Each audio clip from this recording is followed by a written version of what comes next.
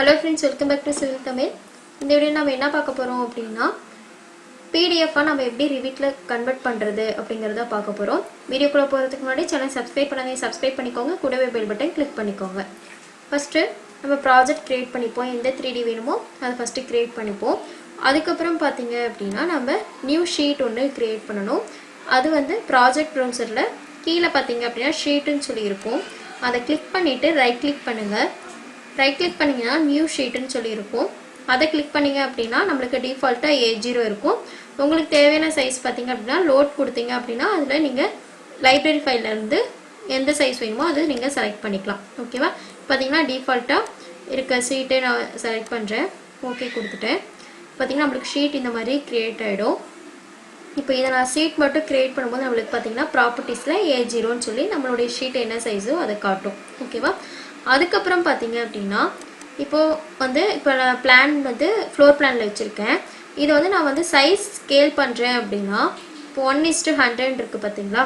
இந்த இடத்துல நான் 1:15 கொடுக்கிறேன் அப்படினா நமக்கு டைமென்ஷன் வந்து மாறும். அதாவது இப்போ டைமென்ஷனுக்கு வந்து ஷார்ட்கட் கீ பாத்தீங்கன்னா DI. ஓகேவா? சோ அது கொடுத்துட்டு இப்போ இத செலக்ட் பண்ணி இது வரைக்கும் நான் டிராக் பண்றேன். பாத்தீங்கன்னா 20 feet இருக்கு. ஓகேவா? இந்த இடத்துல நான் வந்து ஸ்கேல் வந்து சேஞ்ச் பண்றேன். இப்போ வந்து 1:1 ன்னு சொல்லி கொடுக்கிறேன். ஓகேவா? சோ இந்த மாதிரி நமக்கு சின்னதா ஆகும். அவ்வளவுதான். ஓகேவா? மத்தபடி உங்களுக்கு டைமென்ஷன் எந்த சேஞ்சஸும் இருக்காது.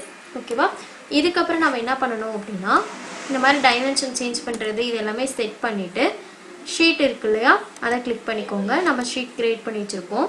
இதுல பாத்தீங்க அப்படினா 3D வந்து இதுல கொண்டு வரேன் அப்படிங்கும்போது இங்க 3D இருக்குலையே இத அப்படியே கிளிக் பண்ணிட்டு டிராக் பண்ணுங்க.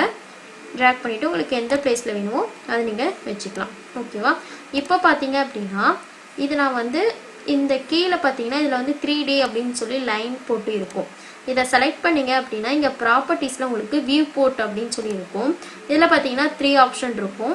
No title, title only, title W line இருக்கும். W னா ஒண்ணும் இல்ல width. அதாவது டைட்டில் வித் லைன். ஓகேவா? இப்போ நான் நோ டைட்டில் கொடுத்தேன் அப்படினா உங்களுக்கு எதுவுமே விசிபிள் ஆகாது. ஓகேவா? அதுவே நான் செலக்ட் பண்ணிட்டு டைட்டில் ஒன்லின்னு சொல்லி கொடுக்குறேன்னா உங்களுக்கு லைன் இல்லாம டைட்டில் மட்டும் காட்டும். ஓகேவா? உங்களுக்கு எந்த ஆப்ஷன் வேணுமோ அதை செலக்ட் பண்ணி வச்சுக்கோங்க. ஓகேவா? அதுக்கப்புறம் என்ன பண்ணணும் அப்படின்னா இது எல்லாமே நீங்க பிளான் அதுக்கப்புறம் 3D வியூ எல்லாமே பண்ணக்கப்புறம் இப்போ நான் வந்து இந்த Revit ஆப்ஷன் இருக்கு பாத்தீங்களா? இதை கிளிக் பண்ணிட்டு இங்க பிரிண்ட் கொடுக்குறேன். பிரிண்ட் கொடுத்ததுக்கு அப்புறம் பாத்தீங்க அப்படினா நம்ம ஆட்டோகேட்ல கிரியேட் பண்ணுவோம் இல்லையா? அதே போல தான் கரண்ட் விண்டோ இன்னும் இருக்கும். நீங்க கரண்ட் விண்டோவை செலக்ட் பண்ணிக்கோங்க. அதுக்கு அப்புறம் பாத்தீங்கன்னா செட்டிங்ஸ்ல செட்டப்னு ஒன்னு இருக்கும். அதை கிளிக் பண்ணீங்க அப்படினா சைஸ் கேக்கும். இப்போ நான் A4 சைஸா சேஞ்ச் பண்றேன். A4 சைஸ் சேஞ்ச் பண்ணிட்டு போர்ட்ரைட்டா இல்ல லேண்ட்ஸ்கேப்பான்னு கேக்கும். அதை செக் பண்ணிக்கோங்க. அதுக்கு அப்புறம் நீங்க அப்பியரன்ஸ்ல குவாலிட்டி கொடுத்துக்கலாம். அதுக்கு அப்புறம் கலர் பிரிண்டா பிளாக் லைன்ஸ்னு சொல்லி கொடுத்துக்கலாம். கொடுத்துட்டு ஓகே கொடுங்க. இதுல பாத்தீங்க அப்படினா நேம்னு சொல்லி இருக்கும். இந்த இடத்துல எங்க சேவ் ஆக போகுது அப்படிங்கிற ஒரு இது. சோ நீங்க எங்க சேவ் பண்றீங்களோ அங்க கொடுத்துக்கோங்க. கொடுத்துட்டு ஓகே கொடுங்க.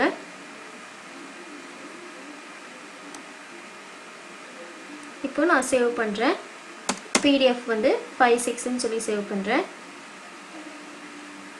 இப்போ பாத்தீங்க அப்படினா உங்களுக்கு இங்க சேவ் ஆயிடும். சோ உங்களுக்கு எது வேணும் அந்த PDF நீங்க ஓபன் பண்ணி பாத்துக்கலாம். ஓகேவா?